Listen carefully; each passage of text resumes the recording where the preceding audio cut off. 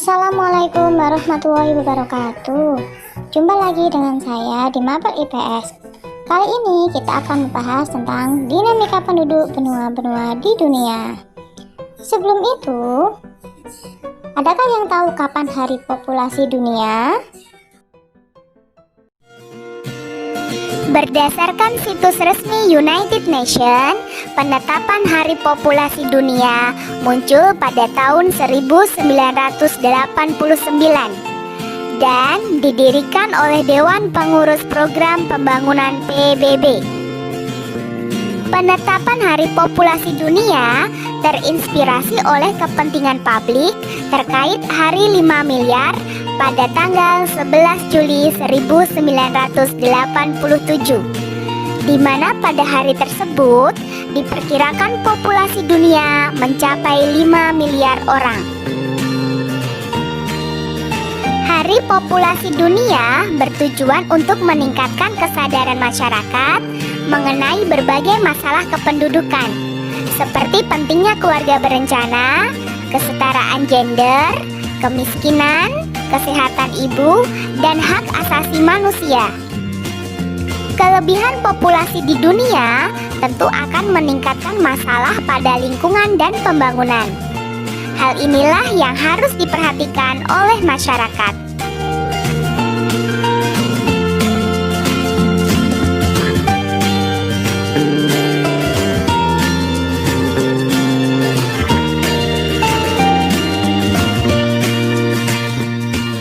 Penduduk senantiasa berubah dari segi jumlah, distribusi, dan komposisinya.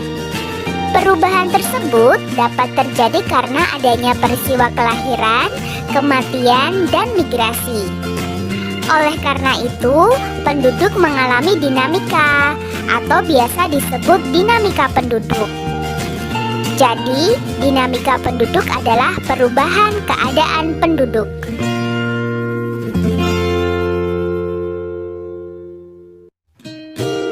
Jumlah penduduk dunia dari tahun ke tahun semakin meningkat pesat. Laporan PBB yang bertajuk World Population Prospect yang dirilis tahun 2019 memprediksi bahwa populasi dunia pada tahun 2020 mencapai 8 miliar dan tahun 2030 mencapai 8,5 miliar.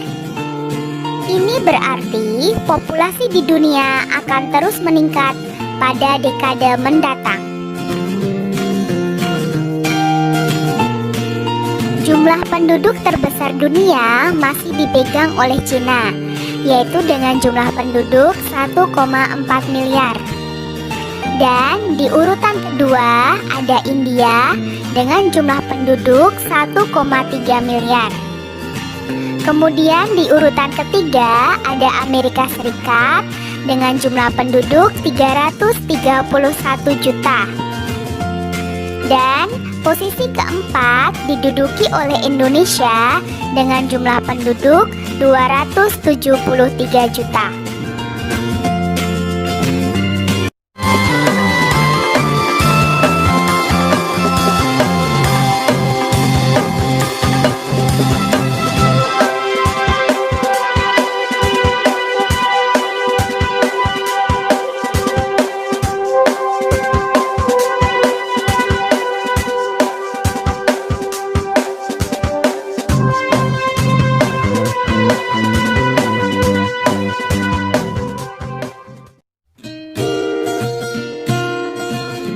Persebaran penduduk Asia tidak merata.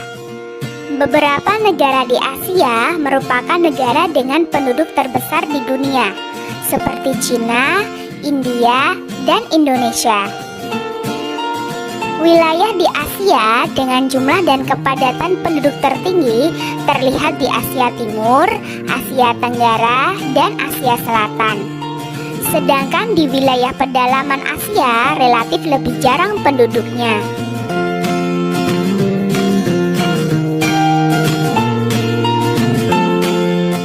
Laju pertumbuhan penduduk Asia mencapai 1,5% per tahun. Walaupun laju pertumbuhan penduduknya mencapai 1,5% per tahun, tetapi persebaran dan pertumbuhan penduduk di Asia tidak merata di setiap kawasan, seperti di Yaman, Suriah, Arab Saudi, Laos, dan Yordania. Kelima negara tadi merupakan negara-negara dengan pertumbuhan penduduk yang tinggi, yaitu di atas 2,5%.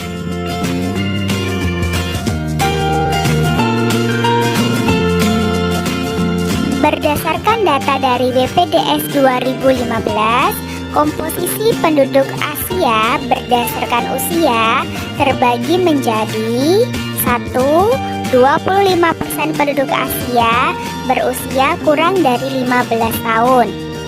Yang kedua, 67% penduduk Asia usianya 15 sampai 65 tahun.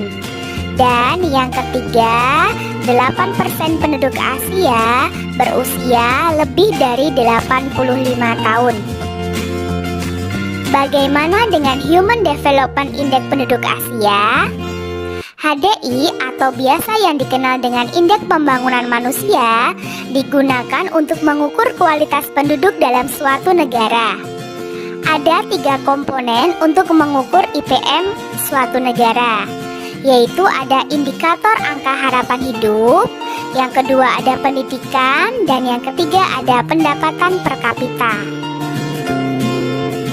Jika suatu negara memiliki skor HDI yang tinggi, maka penduduk tersebut menunjukkan angka harapan hidup yang lebih panjang, lama pendidikan yang lebih lama, dan pendapatan per kapita yang lebih tinggi. Hal itu berkebalikan dengan negara yang memiliki skor HDI yang sedang atau yang rendah. Berikut adalah kualitas penduduk Asia berdasarkan indikator HDI. Negara yang memiliki skor HDI sangat tinggi antara lain ada Jepang, Korea Selatan, Singapura, Brunei, Cina, dan Saudi Arabia. Sedangkan yang memiliki skor HDI sedang ada Indonesia dan Filipina. Dan yang memiliki skor HDI rendah yaitu ada negara Nepal.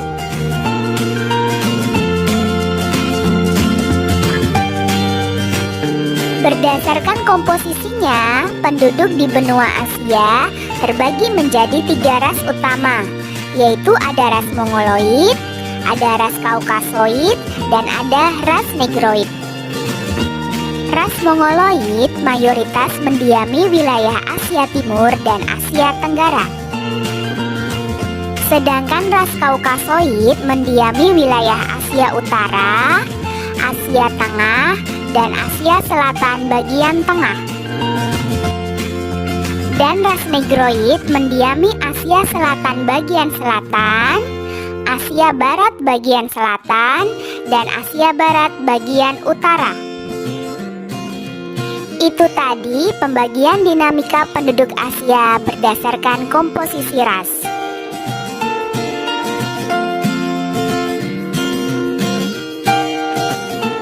Asia memiliki budaya yang sangat beragam. Asia merupakan tempat lahirnya agama-agama besar di dunia seperti Hindu, Sikh, Konfusianisme, Taoisme, Shinto, Buddha, Islam, Kristen, dan Yahudi. Agama-agama yang lahir di Asia kemudian menyebar ke berbagai wilayah di Asia dan dunia. Sejumlah agama kemudian dianut oleh banyak negara, dan sebarannya dapat kalian lihat di gambar berikut.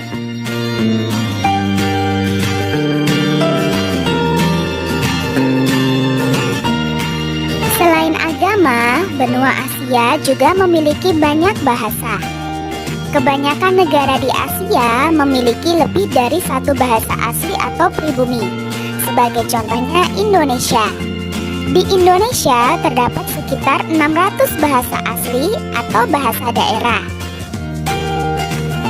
Jadi, jangan lupakan bahasa daerah kalian ya.